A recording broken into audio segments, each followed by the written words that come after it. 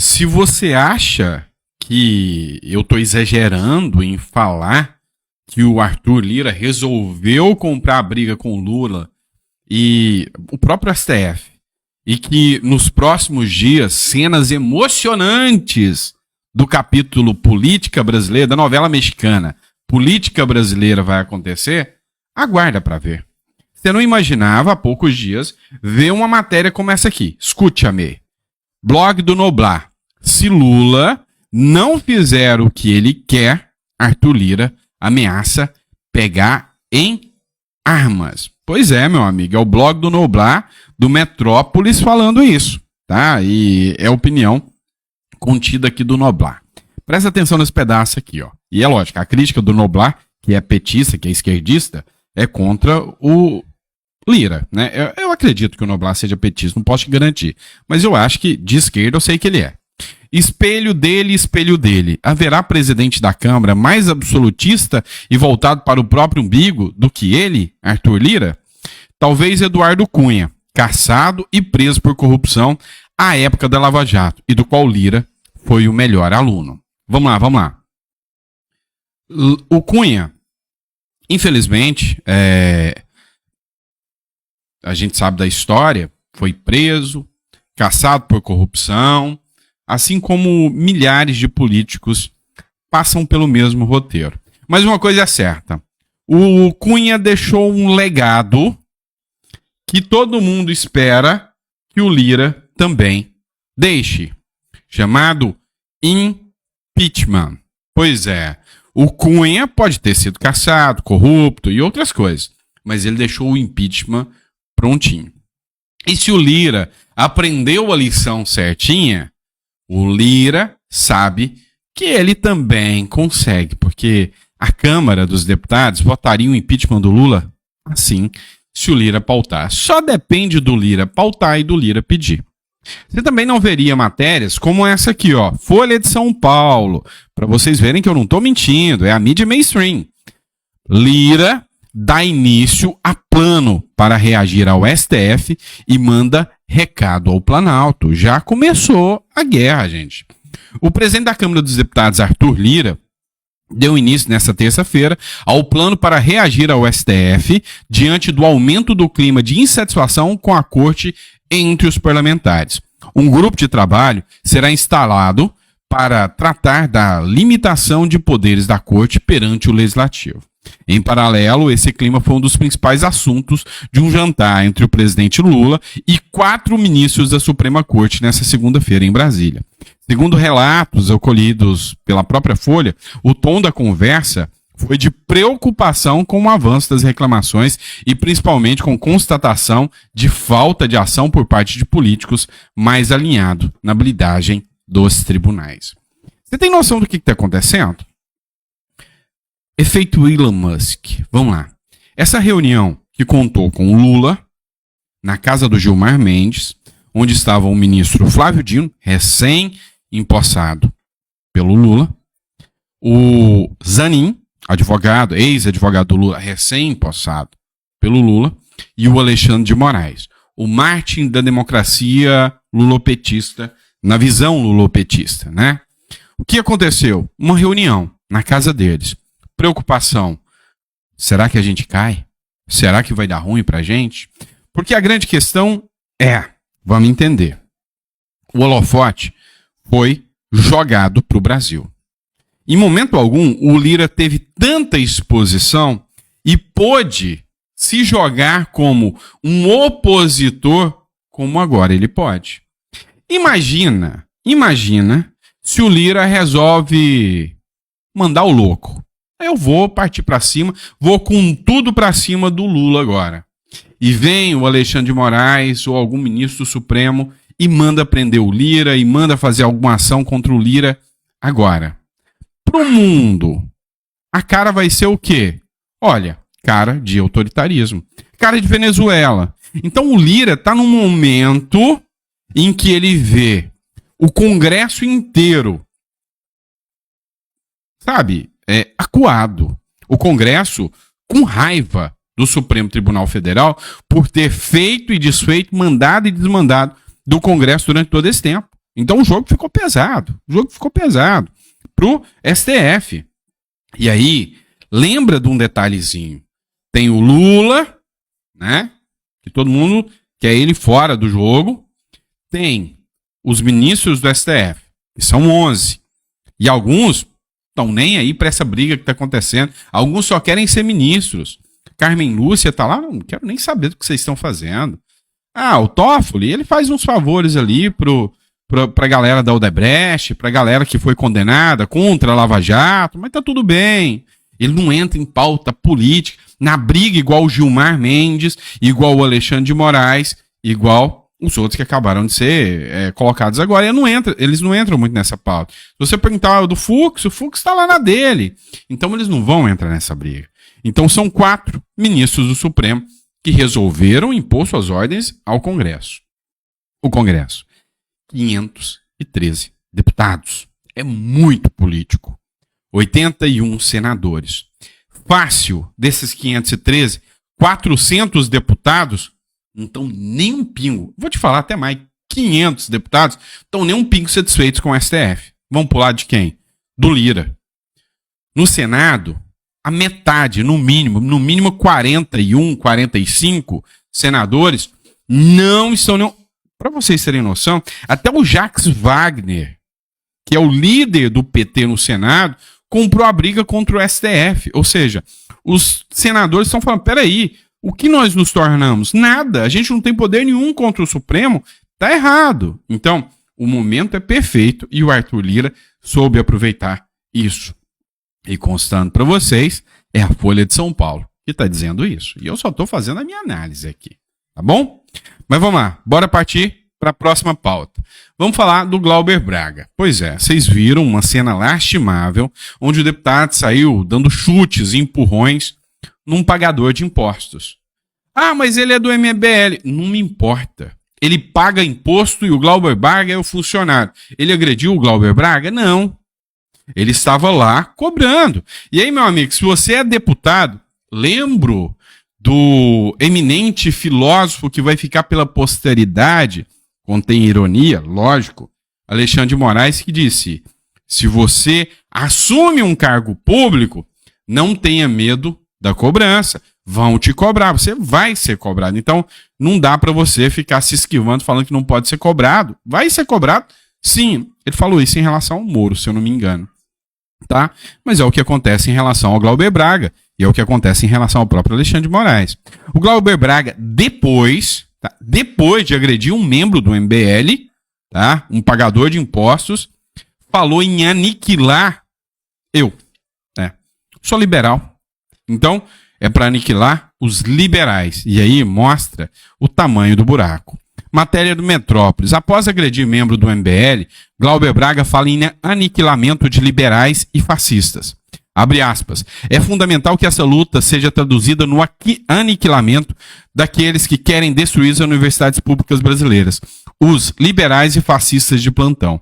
Pois é, ele falou em aniquilar os liberais. A continuidade da mobilização é que faz a diferença para que o fascismo seja definitivamente enterrado.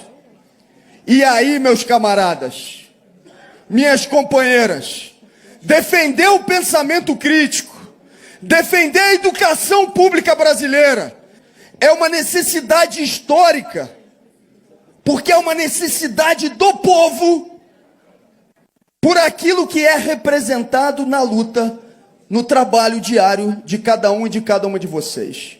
E também porque é fundamental que essa luta seja traduzida no aniquilamento daqueles que querem destruir os institutos federais e as universidades públicas brasileiras, os liberais e fascistas de plantão. Eu fico impressionado como que esse tipo de evento ainda junta gente, né? Quanta gente sem capacidade intelectual de entender o quanto esse sistema que eles defendem é tosco e errado. E eu acho tão engraçado quando eles falam meus companheiros, meus camaradas. É tão, sabe, retrógrado, demodê, fora de padrão. Mas tá bom, né? Cada doido com a sua loucura, né? Mas enfim, imagina um cara da direita, né? Falando, vamos aniquilar todos que pensam no social. Vamos aniquilar todos que pensam na estatização. Vamos aniquilar quem fala sobre estatização da economia brasileira. Entendeu o que ia acontecer? 48 horas agora para se explicar. Ação, manda fazer uma busca e apreensão. Polícia Federal vai lá e busca lá os documentos. O que esse deputado tá falando? Vamos mandar prender. Ele faz parte do golpe. Ele é golpista. Vamos pegar ele. Entenderam? A regra do jogo é essa. Vem comigo. Mais uma matéria aqui para vocês. Também do Metrópolis. Essa do Guilherme Amado. Pastor condenado no 8 de janeiro, foi condenado a 16 anos e 6 meses de prisão, diz ao STF que não sabe que estava cometendo crimes, não viu o crime ali. A defesa do pastor Jorge Luiz dos Santos, condenado a 16 anos e 6 meses pela participação no 8 de janeiro, afirmou ao STF que Santos não sabia que estava cometendo crimes na ocasião. O recurso foi enviado ao Supremo no último dia 6 e será analisado pelo ministro Alexandre de Moraes. Santos está preso em Brasília desde o 8 de janeiro. Em fevereiro deste ano, o STF o condenou por diversos crimes, a exemplo, abolição violenta do Estado, golpe de Estado, deterioração do patrimônio tombado. Esse eu acho que é o único crime que cabe aqui, tá? Deterioração do patrimônio tombado e associação criminosa. O pastor, de 59 anos, ainda terá de pagar com os outros condenados 30 milhões de indenização. Nunca vai conseguir. Abre aspas. Jorge é pastor, vendedor de caldo de cana, possui pouco estudo, não tem conhecimento político e não possuindo nenhum conhecimento jurídico, afirmou a defesa do pastor, acrescentando. Ele não possuía o entendimento total de que estava cometendo ilícitos penais. Os advogados afirmaram ainda que durante o 8 de janeiro, o homem não depredou nenhum objeto, não carregou itens proibidos e não agiu violentamente. Em janeiro, a Procuradoria-Geral da República afirmou que Moraes havia considerado erroneamente outra pessoa com o mesmo nome do pastor, 10 anos mais velha do que ele, né, para negar a liberdade dele. Ao rejeitar um pedido de liberdade de Santos, como informou a coluna, o ministro rejeitou 2 solicitações da PGR para Santos responder ao processo em liberdade. Então a PGR pediu 2 vezes para o pastor Santos responder o processo em liberdade, o Alexandre de Moraes rejeitou, recusou, e assim, o sentimento que eu tenho, a sensação de que eu tenho, é que a maioria das pessoas que estavam ali no 8 de janeiro, o sentimento deles é livre o direito de se manifestar no Brasil, e nós estamos indo para uma manifestação. A maioria das pessoas ali não tinham sequer ideia do que poderia acontecer naquele 8 de janeiro. A sensação absoluta que eu tenho é essa. A maioria das pessoas não imaginavam que aquilo que estava acontecendo ali poderia chegar até aquele ponto de se tornar uma invasão, ser um crime de invasão, tá? Um crime de depredação do patrimônio tombado. E a grande questão é quem efetivamente depredou. Eles criaram um crime multitudinário, uma tese que não cola. Sabe? Eles criaram teses e teorias para poder condenar esse pessoal.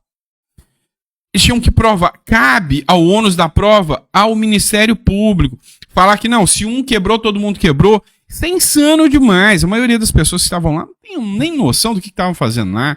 E eu acredito na tese do pastor. Eu acho que o advogado foi feliz em demonstrar, mas, infelizmente, não resolve. Né? Infelizmente, já tem um preconceito de como será a condenação. Pessoal, olha só isso. Durante uma entrevista ao UOL, o Gilmar Mendes resolveu responder o Elon Musk, tá? Olha só isso aqui. Gilmar Mendes responde Elon Musk e diz que poderes ditatoriais do STF são uma mera lenda urbana. Será mesmo? Escuta o que o Gilmar Mendes falou e a gente vai comentar isso aqui com você. Ministro, como é que o senhor vê nisso com relação à questão de desejosos do golpe, ou mesmo pessoas que acabaram se colocando de forma contrária à ação do Supremo Tribunal Federal, nessa defesa da democracia, em meio aos ataques, né, às instituições. Como é que o senhor avalia o comportamento do empresário Elon Musk, que fez um ataque direto ao Supremo Tribunal Federal, ao ministro Alexandre de Moraes, colocou que o ministro Alexandre de Moraes, e por extensão o próprio Supremo Tribunal Federal, tinha poderes ditatoriais sobre o restante do país?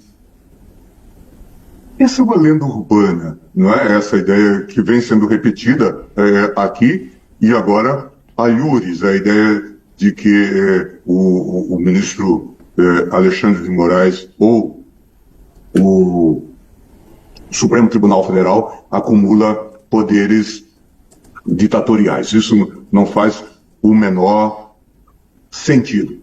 E mesmo aqueles que se queixam da especificidade do inquérito das fake news têm que reconhecer que não fora esse inquérito e provavelmente nós teríamos tido o sistema descarrilhado. Então, esse eu acho que é um dado importante que é preciso considerar. Eu não acho relevante. Eu só queria que vocês observassem esse trechinho da fala.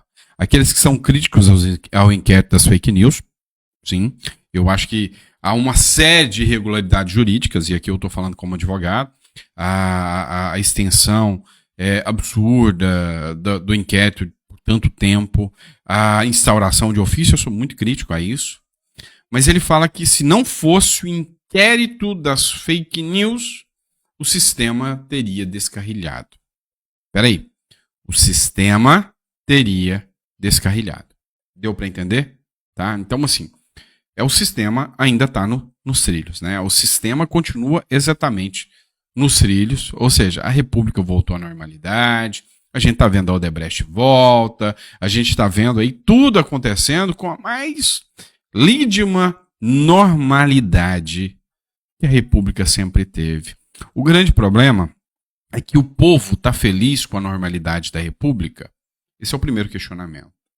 O segundo, todo poder emana de quem? Que o exerce por meio de representantes eleitos. De quem que é? Pois é. Então, eu acho que o sistema devia ouvir mais o próprio povo. O Mourão, ele fez críticas sobre o judiciário. O judiciário nunca foi tão criticado e agora o judiciário está começando a se ver numa situação de impotência, porque antes ou você criticava, o que aconteceria com você? Você lembra o caso do aeroporto lá, que foi o menor dos problemas que o judiciário já teve? Lembra do caso do aeroporto, né, que foi uma discussãozinha ali, todo mundo já percebeu isso? E o que aconteceu com aquele rapaz? Pois é, agora o judiciário está tendo críticas o tempo todo e de gente mais alta, né? O Hamilton Mourão sobre o afastamento de juízes da Lava Jato, por exemplo. O judiciário brasileiro perdeu sua bússola moral. Ele chamou o judiciário brasileiro, e isso inclui ministros, juízes, de imorais, sem rumo na moral. O senador Hamilton Mourão criticou a postura do judiciário em afastar os magistrados que operaram na Operação Lava Jato. O parlamentar deu a declaração nesta terça-feira no seu perfil do Twitter. Mourão classificou como monocrática a decisão do corregedor do Conselho Nacional de Justiça, Luiz Felipe Salomão, que afastou a ex-juíza Gabriela Hard, titular da 13ª Vara de Curitiba. Para o senador, o judiciário brasileiro perdeu a bússola moral. Não, é moral. É moral. O juiz que condenou o Lula, os 4 juízes que condenaram Lula, agora são afastados pelo juiz indicado pelo Lula. É moral.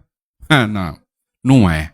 Então, assim, é insano a gente continuar observando o caminho que está tomando. A OAB também criticando. Você deve lembrar o momento em que, durante uma palestra do presidente da OAB, alguém gritou, fora Xandão, o presidente da OAB falou, nós vamos chegar lá. Ou seja, o jogo começou a, ter mais pressão em cima do Supremo que outrora não tinha. Todos com medo de fazer críticas. Matéria do Paulo Capelli. O OAB aprova texto da PEC anti-Moraes que será enviado ao Congresso e ganhou nome. O nome da PEC da OAB sobre a sustentação moral dos advogados chama PEC anti-Moraes. Vocês estão vendo como que o jogo está ficando mais pesado aí, nesse sentido, contra o Supremo Tribunal Federal? É essa a regra do jogo, tá bom? Abraço, pessoal. Fica com Deus. Obrigado por estar conosco aqui. Daqui a pouquinho a gente tem mais conteúdo para vocês, tá bom? Abraço.